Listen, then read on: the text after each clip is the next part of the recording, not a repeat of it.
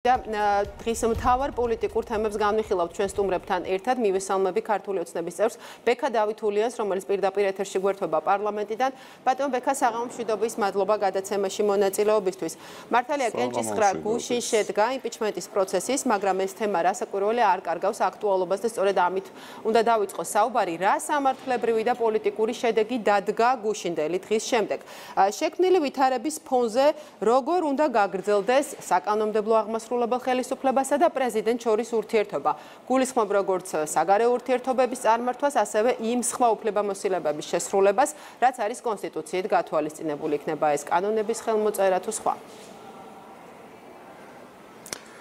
მოგესალმებით, მივესალმებით თქვენს ტელემაყურებლებს. პირველ რიგში უნდა აღვნიშნოთ, რომ კონსტიტუცია არის ჩვენი ქვეყნის მთავარი კანონი. კონსტიტუციაზე დამყარებული არის მთელი სისტემა.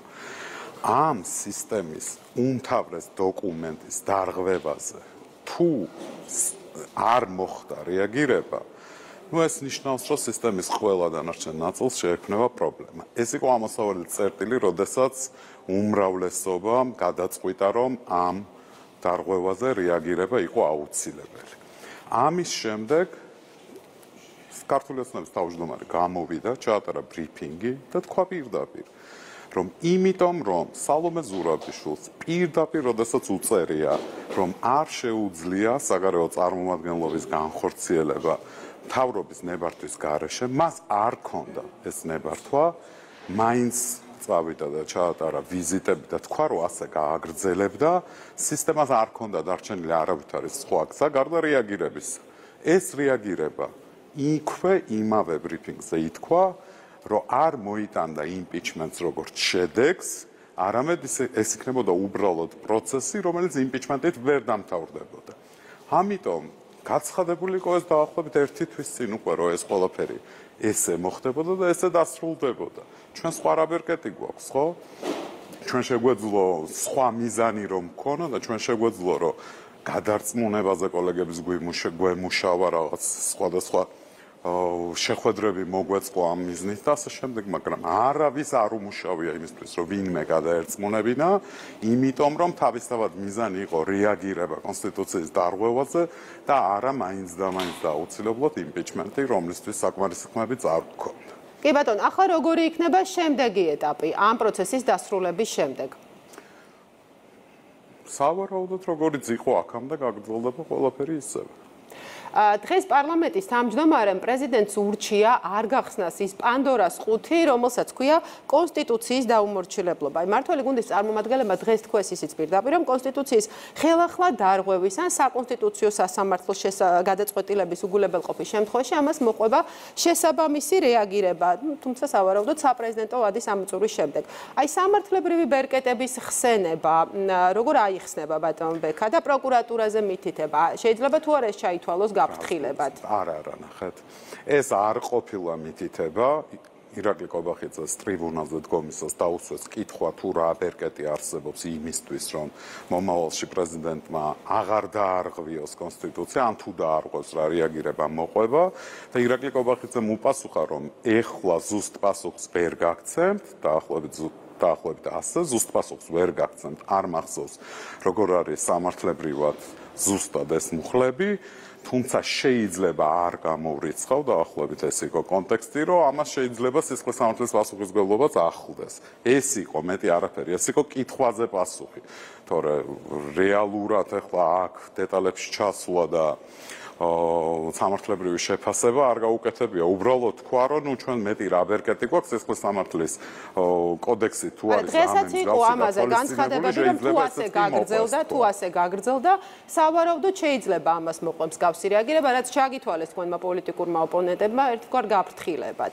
არა, ნახეთ, გავს რეაგირებას რას ვეძახით, ეს თუ გათვალისწინებულია სისხლის სამართლის კოდექსით, იმ შემთხვევაში მოყვებოდა, თუ არ არის გათვალისწინებული, ხო ვერ მოყვება ამაზე ვსაუბრობ. კარგი, მაშინ დავაკონკრეტო. ანუ თქვენ მოელით, რომ კონსტიტუციის ხელახლა დარღვევა, ან საკონსტიტუციო სასამართლოს დადგენილების უგულებელყოფა გაგრძელდება პრეზიდენტის მხრიდან.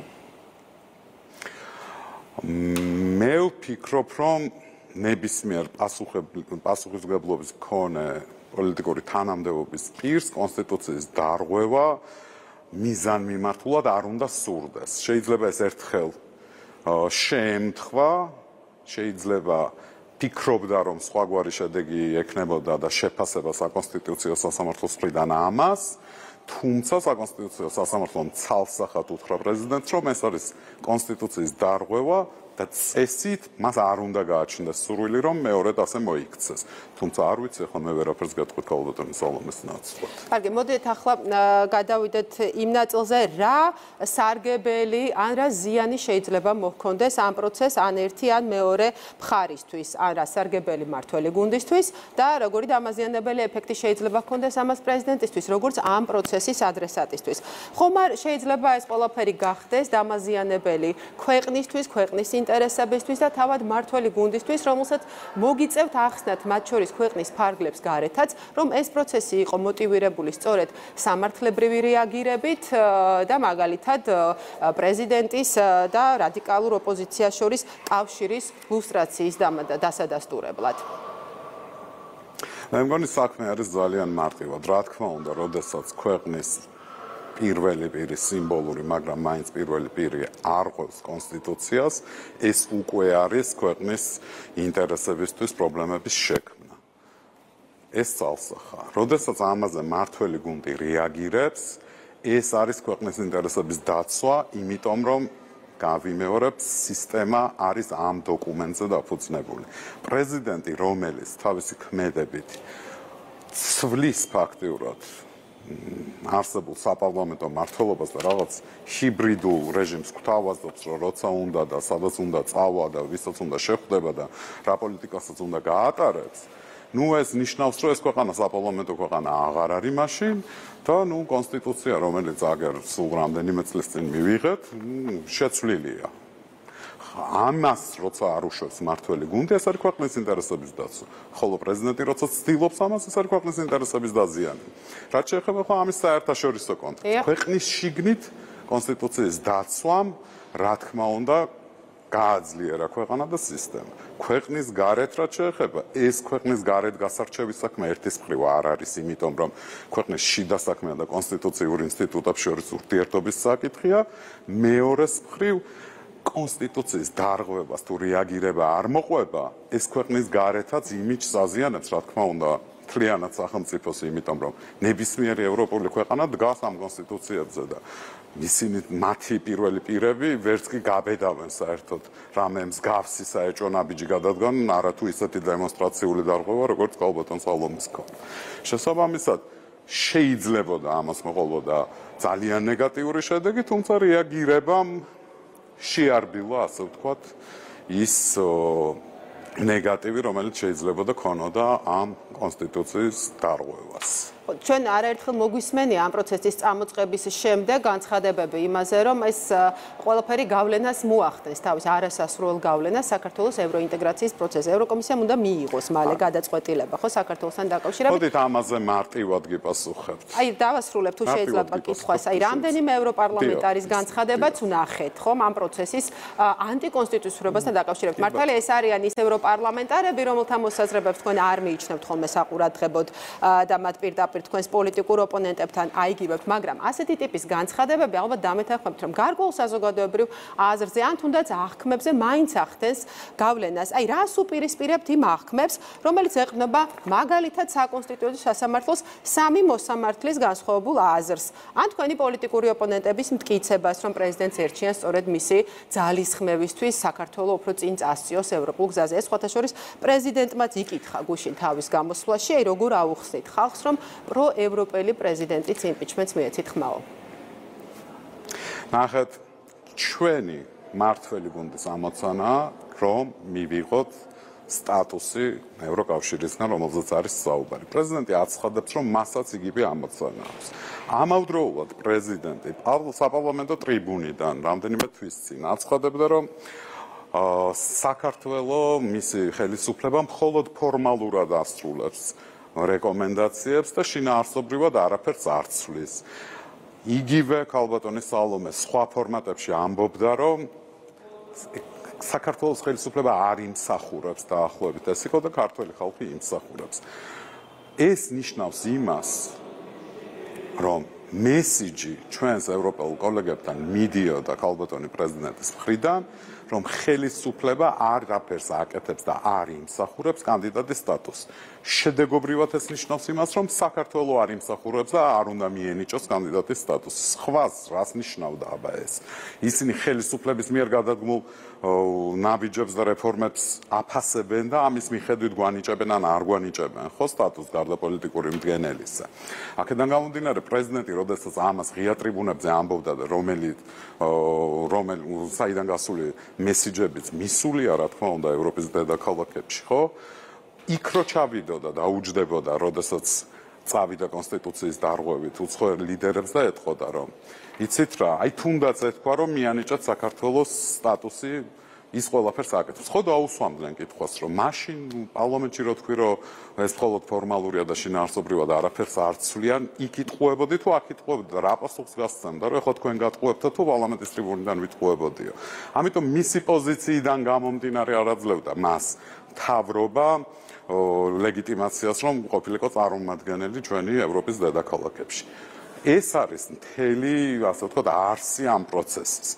სწორედ ამას ვეუბნებით ჩვენს ევროპელ კოლეგებს რომ ამიტომ არ უშვებთ რომ სტატუსი გვინდა მეტი არაფერი და ეს ქალბატონი არ თვლის რომ შესრულებულია საკმარისი იმისთვის რომ სტატუსი მივიღოთ. გაიხსენეთ გუშინ მას იმპიჩმენტის პროცედურის დროს როდესაც დაუსვეს კითხვა რომ ქალბატონო სალომე ეხლა ამ მოცემულობაში აი ამ ხელისუფლებით რომელიც საქართველოს ყავს რას თვლით ეკუთვნის იმსახურებს საქართველოს კანდიდატის სტატუსს და უნდა მიენიჭოს თუ არა და ის გაექცა ამ პასუხს არ გასცა პასუხი არ მოუნდა აი ამ ფორმატშიც კი დაფიქსირება იმისი რომ საქართველოს უნდა მიიღოს ეს სტატუსი მაგრამ აქ თავი კიდე სხვა რაღაცა ყველამ ვიცით რომ უმეტესწილად მოლოდინი არის პოზიტიური სტატუსისადმი და სწორედ ამიტომ ქალბატონი სალომე სწორედ ამიტომ ცდილობდა რომ კონსტიტუციის დარღვევით ჩასულიყო იქ და წამოიღო ორი შედეგი ერთი არ ვიცი თუ არ მოგვანიჭებდნენ ეს მას აწყობდა თუ არა რამეში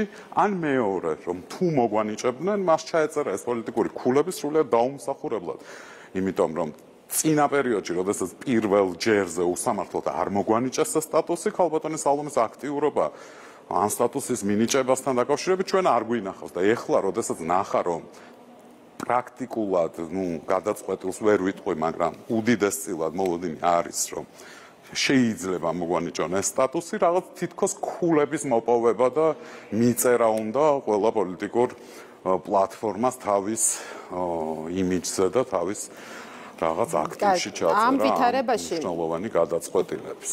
აი ამ ვითარებაში ეს პოლიტიკური პროგნოზების ახალი ხაზით გაიხსნა, ასე ვთქვათ, სად შეიძლება ვიხილოთ საქართველოს მოქმედი პრეზიდენტი წინა საარჩევნოთ, იმიტომ რომ ასე ვთქვათ, ბოლო წლის ათვლა იწყება არჩევნებამდე. თქვენ რამდენად რეალისტურად მიიჩნევთ დღეს პოლიტიკურ სპექტრში გამოთქმულ ამ ვერსიებს მომავალ შესაძლო პოლიტიკურ ალიანსებზე? ან გახარიას გუნდთან, ან ნაციონალურ მოძრაობასთან? ნახეთ ქალბატონის სალომეს გამოსვლა ბოლო რამდენიმე დღის განმავლობაში იძლევა ასეთი ინტერპრეტაციის შესაძლებლობებს ეს გამოსვლები, რომელიც ჰქონდა მას უკანასკნელ დღეებში. თუმცა ნახეთ საქართველოს პრეზიდენტს კონსტიტუციით არ გააჩნია რომელიმე პოლიტიკურ პარტიაში გაერთიანების ან მისი პოლიტიკური დღის წესრიგის რეალიზების უფლება კონსტიტუციით. მაშინ ის უნდა გადადგეს არჩევნების წინ პრეზიდენტის თანამდებობიდან და შეუერთდეს რომელიმე პოლიტიკურ გუნდს ან ირიბად მოახდინოს ეს მხარდაჭერა ისე რომ უშუალოდ არ იყოს ჩართული ამ პოლიტიკურ პროცესში.